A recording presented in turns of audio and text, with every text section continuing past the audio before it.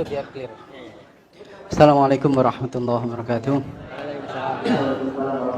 Nama saya Ahmad Muhsin. Saya dari Kelurahan Pondok Kopi, Kecamatan Duren Sawit. Sengaja pengen hadir, pengen mendengar langsung yang selama ini kalau saya pribadi menyebut antum adalah dai fenomenal. Kenapa tadi saya kok interupsi begitu? Langsung saja biar nggak panjang lebar ya Ustaz. Karena saya sedih ketika panjenengan itu luar biasa dipuji dan dikagumi. Tetapi ini rumah Allah, gitulah. Yang mana kalau kita ambil firman Allah Subhanahu wa taala, Allah menyampaikan innama ya'muru masajidallah man amana billah wal yawmil akhir wa iqamis shalah wa ita'iz zakah wa lam yakhsha illallah. Di antara rangkaian itu memakmurkan masjid itu enggak ada satupun ayat maupun hadis yang mana ada ujaran kebencian terhadap saudara sesama imannya. Kalau panjenengan tadi luar biasa menyampaikan tentang ukhuwah Islamiyah, tentang Islam ini jangan sampai punah. Alhamdulillah, ana dingin, sejuk. Tetapi ketika menyebut seseorang A itu begini, seseorang B itu begini, saya teringat dakwahnya guru saya bahwasanya dakwah itu adalah ud'u ila sabili rabbika bil hikmah wal mau'izatil hasanah wajadilhum. Itu pun terakhir ketika terjadi adanya kontroversi, bukan langsung di awal disampaikan adanya orang A begini. Bukankah Rasulullah sendiri menyampaikan tuba liman syaghala aibuhu ila aibin nas al-hadits. Sungguh beruntung orang-orang yang beriman itu karena sibuk dengan aibnya sendiri sehingga enggak sibuk mengungkap aib orang lain. Apalagi ini umat banyak, Gus. Harapannya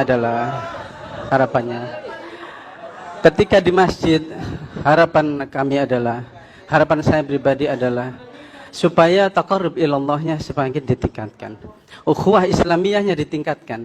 Mohon dengan sangat, kalau seandainya ada fakta seseorang itu melakukan sebuah kemunafikan, kedustaan, kebohongan, siapapun itu, ada bagian tersendiri yang untuk memprosesnya.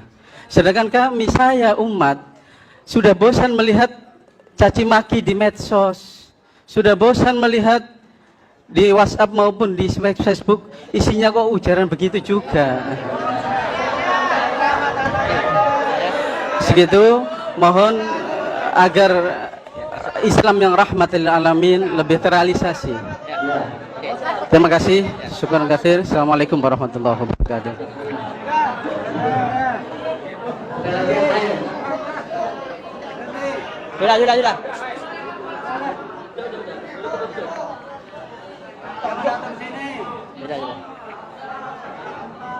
Sudah.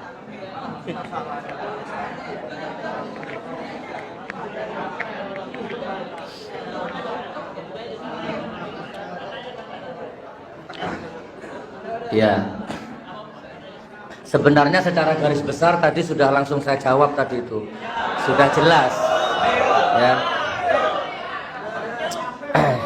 Pak, seandainya yang merusak, seandainya rezim ini rusaknya hanya di bidang korupsi, zina atau apalah, mungkin saya nggak separah ini.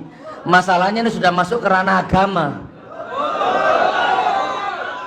Sudah masuk ke ranah agama, sudah parah kerusakan agama yang sekarang ini. Kalau cuma masalah korupsi, SBY korupsi, saya nggak separah ini.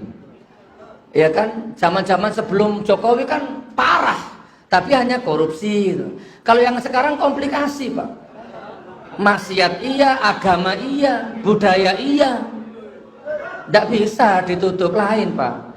Kalau Rasulullah yang disampaikan beliau tadi tidak ada yang salah. Itu syariat yang disampaikan beliau.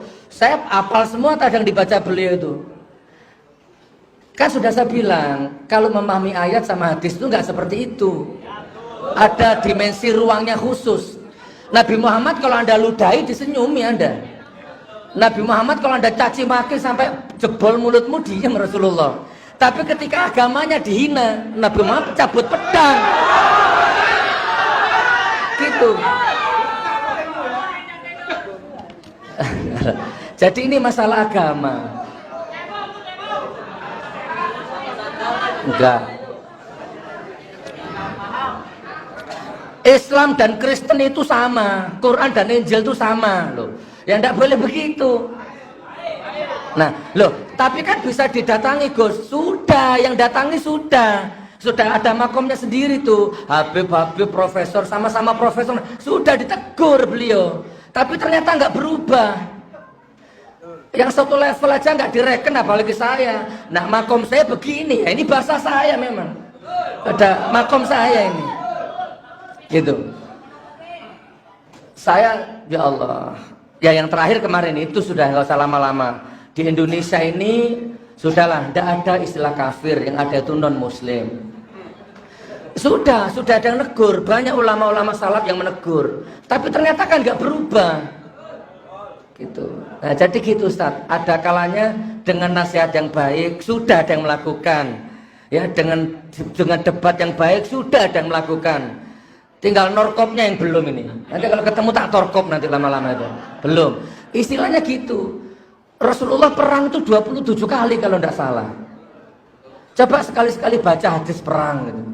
Ada 9 peperangan yang langsung diikuti Rasulullah. Ada kejahatan yang boleh ditoleransi, ada kejahatan yang tidak bisa ditoleransi. Silakan serahkan kepada yang berwanu. Apa tadi? Nanti ada ahlinya bagian memproses. Tidak diproses, Pak. Ini Bapak jangan terlalu hidup di sinetron. Ini bukan sinetron ini. Tidak diproses. Malah yang laporkan diproses. Gitu Pak. Kalau Bapak gelisah, saya jauh lebih gelisah. Capek saya daripada Bapak, lebih capek saya daripada antum. Saya tuh mau sudah diem aja maunya, tapi tidak bisa Pak. Sudahlah nggak apa-apa, tidak bisa. Masya Allah. Coba kalau nggak percaya buktikan Pak. Besok kalau ada penista agama yang dari 01 coba laporkan. Dan jangan heran nanti Bapak yang ditangkap nanti. Ini nyata. Bukan sinetron ini, nyata. Udah banyak buktinya. Siapa yang sekarang kasus terbaru yang menyebar, yang ada tentara menghina, Cina menghina tentara itu? Dilaporkan Pak. Sekarang yang menyebarkan yang dikejar. Yang menghina bebas. Tidak bisa Pak. Ya. Nah termasuk yang bakar bendera itu. La ilaha dibakar dengan cara joget-joget kayak begitu tuh. Dilaporkan Pak. Bebas. Cuma 2.000 dendanya. Tidak bisa Pak. Tidak bisa. Kalau Bapak mau tak kasih sampai jam 2 saya sanggup. Ada Jokowi undercover. Bambang Tri penulisnya. Itu kalau dibaca buku itu dari belum lahir sampai lahir biodatanya rezim ini. Yang ditengarai PKI, lengkap dengan datanya. Yang nulis ditangkap, bukunya tidak boleh beredar, yang beli dikejar-kejar. Kenapa bukunya nggak diselidiki dulu? Kok nggak diriset dulu? Kan Rocky Gerung sudah bilang, yang menentukan buku itu baik atau tidak saya. Akademisi, dosen, bedah dulu di kampus, kami putuskan, kami observasi, salah apa bener. Kalau salah baru dipenjara penulisnya. Ini enggak Ustaz. Coba kalau antum jadi Bambang Tri mungkin lain lagi ceritanya. Mengenaskan di penjara sekarang. Gitu loh saudaraku. Jadi kalau Anda kehilangan sapi, Pak lapor polisi kehilangan sapi, nanti Anda yang ditangkap, bukan pencuri sapinya. Ini bukan rahasia umum, semua orang tahu ini. Sudah, saya tutup Pak ya, saya jawab, saya tutup. Ini closing, mudah-mudahan memuaskan jawabannya. Pak, tidak usah cerita orang. Saya dilaporkan banser di Palu. Saya menginjakkan kaki di Palu, tidak pernah utang sama orang Palu. Langsung bikin pesantren 3 lantai, langsung punya santri banyak. Saya nggak pernah ngerepoti orang Palu, tidak punya aib saya di Palu. Bahkan orang Palu bersyukur ada Gus Nur di Palu. Saya potong ceritanya. Tiba-tiba ada Banser Ansor demo di depan Polda, melaporkan saya, Ustadz, 4 delik aduan. Pertama, Ustadz pemecah belah bangsa. Kedua, Ustadz gadungan. Ketiga, Ustadz provokator. Keempat, mencemarkan nama baik. Dilaporkan saya, Pak, Ansor, Palu sana demo. Foto saya disolasi gini.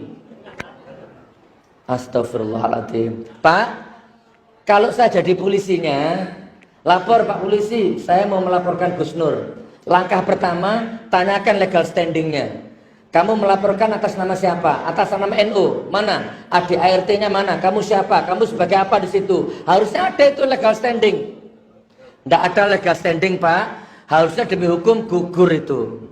Yang kedua, kamu melaporkan apa? Gus Nur memecah belah bangsa. Baik. Mana bangsa yang belah?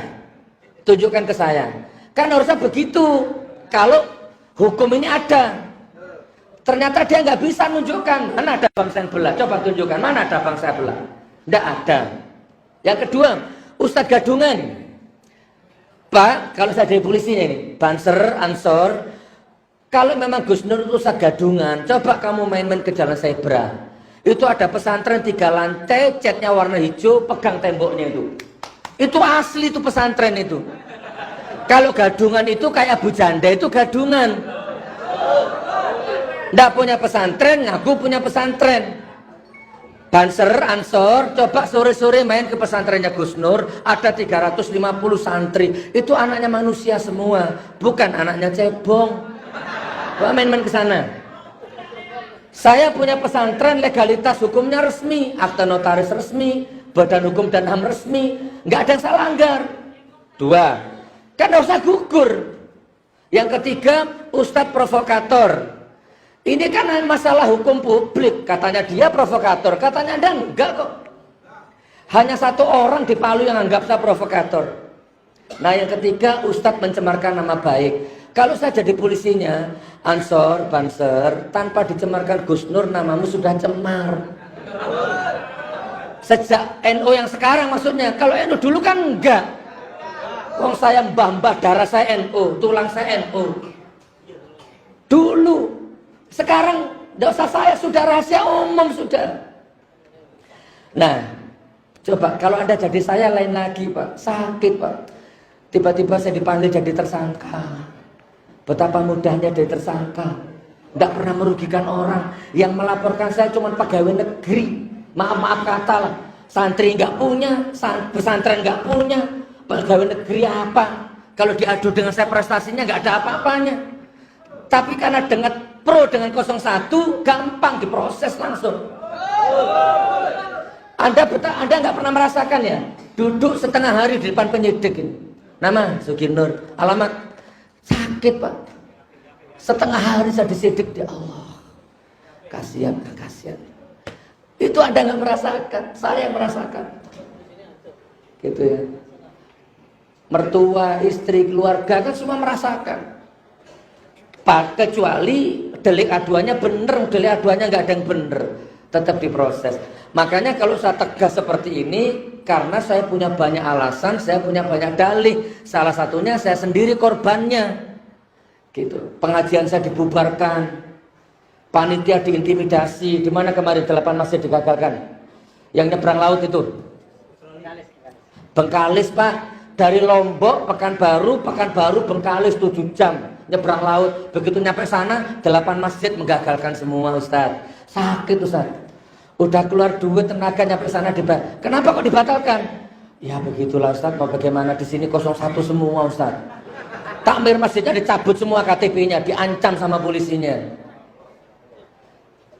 Itu Ustadz. Jadi pahami kenapa Gus Nur kok bisa begini ya.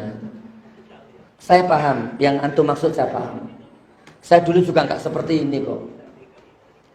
Saya dulu juga halus kok kalau ceramah. Oke, jadi itu jawabannya saja.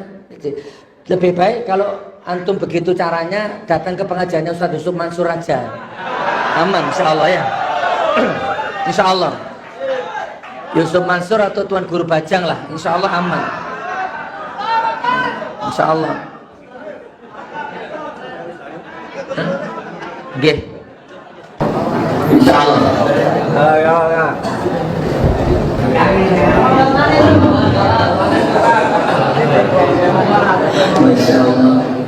Sudah tidak apa-apa. Saya mau lewat.